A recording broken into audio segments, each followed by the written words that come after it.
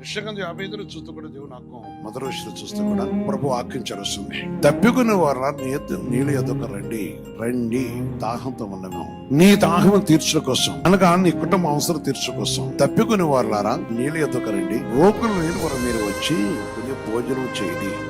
రండి, రోకులు లేకపోయినను ఏమీ ఇవికనే ద్రాక్షరసం ప్రాణము కొనుడి. కనుక దేవునికి లోబడ్డప్పుడు, దేవుని ఆత్మకు లోబడ్డప్పుడు, పరిశుద్ధాత్మ దేవుని మాట్లాడుకో రండి రండి రండి అని పిలుస్తున్నవాడు. తప్పకుండా ఒక రండి అన్నాడు. ఇది చూస్తున్నప్పుడు రామాని ప్రతి మనిషి వల్ల తన కృపను కరుణించి కరుణించేవాడు, ప్రతి మనిషిపై తన కృపను ఉంచి కరుణిస్తున్నవాడు, దప్పికుని వాళ్ళని పిలుస్తున్నవాడు.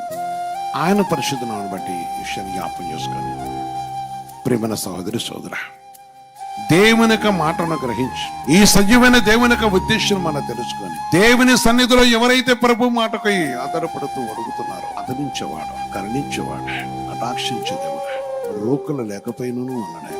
నీ జీవితంలో దేవుని కలుసుకోవడం కోసం పరిశుద్ధాత్మ దేవుని యొక్క నామను మనం ప్రభు చదివిస్తున్న మాట మాట చూస్తున్నప్పుడు దేవుడు చదివిస్తున్నాడు. రండి, నీవే దోషంతో ఉన్నావు, నీవే విషయంలో బంధింపబడను, నీవే విషయంలో బంధిపోయి ఉన్నావు రా, నీ వైపు చూస్తున్నావు, నేను వెతుకుతున్నవాడు, నిన్ను వెతుకుతున్న దేవుడు, మనం వెతుకుతున్న దేవుడు. ఆయన ఎద్దుకు వచ్చినప్పుడు న్యాయం చేసేవాడు, ఆయన ఎద్దుకు వచ్చినప్పుడు మనం శుద్ధిపరిచేవాడు, ఆయన వచ్చినప్పుడు మన దాహం తీర్చేవాడు, నీ కుటుంబానికి కావాల్సిన సహాయం చేసేవాడు, నీ జీవితానికి కావాల్సిన సహాయం చేసేవాడు.